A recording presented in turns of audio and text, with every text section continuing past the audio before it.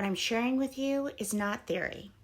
It is the result of years of research, practice, and personal healing, and work that has empowered me to be my highest, greatest self. The Erased Daughters framework is built on one foundational truth. You cannot heal what you have not named, and you cannot reclaim what you do not know was taken. First, we name the wound. Most women of color who come to healing spaces have been told their pain is personal, individual, chemical, genetic, maybe. They have been given diagnoses, medications, coping strategies. They have not been told that the midwives and herbalists who held their ancestors' healing knowledge were systematically executed across Europe and the Caribbean, all over the globe.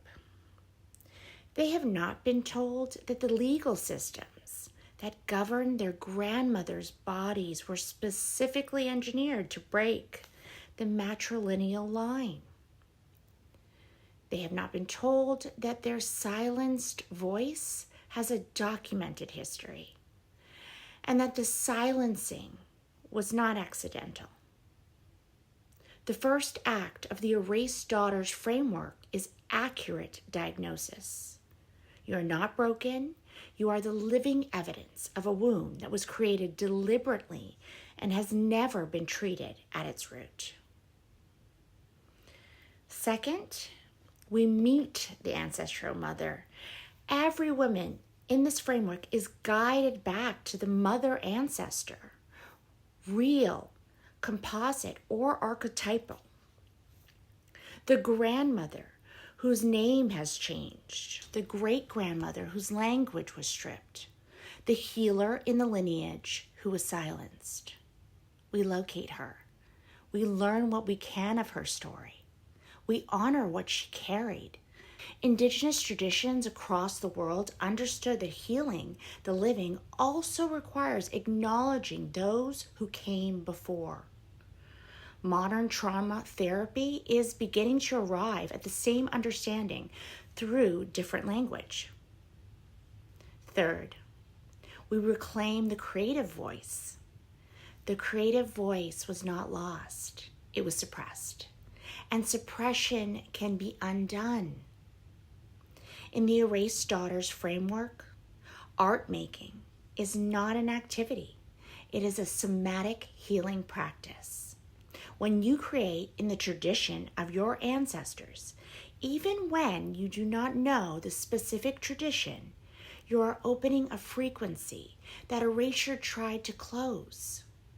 The symbolism, the color, the texture, the act of making something with your hands that did not exist before.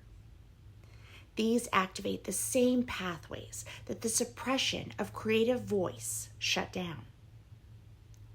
When a woman who has been silent begins to make, something in her begins to remember. Because the wound lives in the body, the healing must happen in the body. The breathwork opens the nervous system. The earth reconnection grounds the energy that has been living in a state of chronic activation. The ritual of the mother ancestor gives the healing a relational anchor, a before and after that makes the work feel real rather than abstract. Fifth, we witness each other.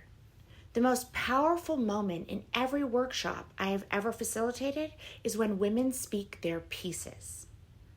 Not present, not explain, speak.